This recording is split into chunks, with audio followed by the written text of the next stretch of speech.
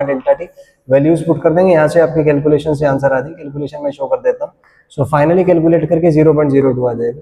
Next है Young's modulus of steel is twice of brass. Comparison है steel और brass का। वायर्स का लेंथ एरिया सेम है, वन ऑफ स्टील इतना है, ठीक है। Lower ends to be at the same level then the weight added to the steel and brass wires must be in the ratio. अच्छा conceptual question है। तो आप मान लीजिए कि दो वायर्स हैं, इनके लेंथ सेम दिए हुए हैं, तो वेट ऐड क्या करेंगे, दोनों के लोअर पॉइंट मिले। तो मान लीजिए इसमें कुछ चेंज डेल्टा L1 हुआ, इसमें कुछ चेंज डेल्टा L2 हुआ। लोअर एंड अगर सेम पॉइंट पे है, इसका मतलब डेल्टा L1 और डेल्टा L2 सेम होंगे। इसी कंसेप्ट पे क्वेश्चन सॉल्व हुआ है। तो यहाँ से हम कह सकते हैं delta L1 should be equal to delta L2।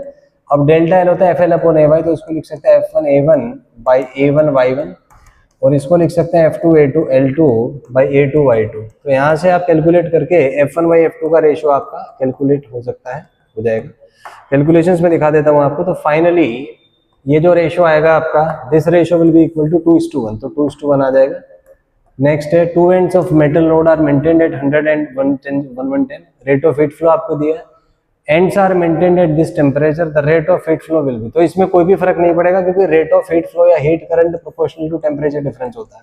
अगर टेम्परेचर डिफरेंस सेम है तो हीट फ्लो रेट भी सेम होगा, so it will remain the same. 4 joule पर second will be the answer for this. So B here will be the correct answer.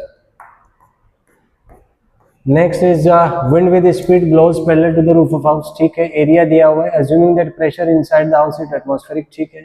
Force exerted by the wind on the roof and the direction of force। तो यहाँ पे मान लीजिए roof है, यहाँ पे pressure atmospheric है, तो यहाँ पे वेलोसिटी ज्यादा है, तो उसकी वजह से प्रेशर कम हो जाएगा। प्रेशर कम हो जाएगा तो ये मान लीजिए प्रेशर P1 है, तो नेट फोर्स कुछ ऊपर की तरफ लगेगा अपवर्ड, और नेट फोर्स आपका आ जाएगा excess pressure P0 minus P1 into area. तो बर्नौलीज इक्वेशन लगा के हम P0 माइनस P1 कैलकुलेट कर लेंगे, एरिया से मल्टीप्लाई करके फोर्स आ जाएगा। तो यहाँ पे मैं कैलकुलेशंस दिखा देता हूँ। तो लोअर और अपर सरफेस पे आप बर्नौली इक्वेशन अप्लाई करेंगे, डेटा यहाँ दिया हुआ है सब आपको। तो यहाँ से P1 माइनस P2 कैलकुलेट होकर मेरा 960 आ जाएगा। तो फोर्स हो जाएगा 960 into area, so which will be equal to 2.4 into 10⁹ newton. Next है डेप्थ दिया हुआ है, इसमें कंप्रेसिबिलिटी दिया हुआ है, डेंसिटी दिया हुआ है, फ्रैक्शनल कंप्रेशन ऑफ वाटर पूछा है।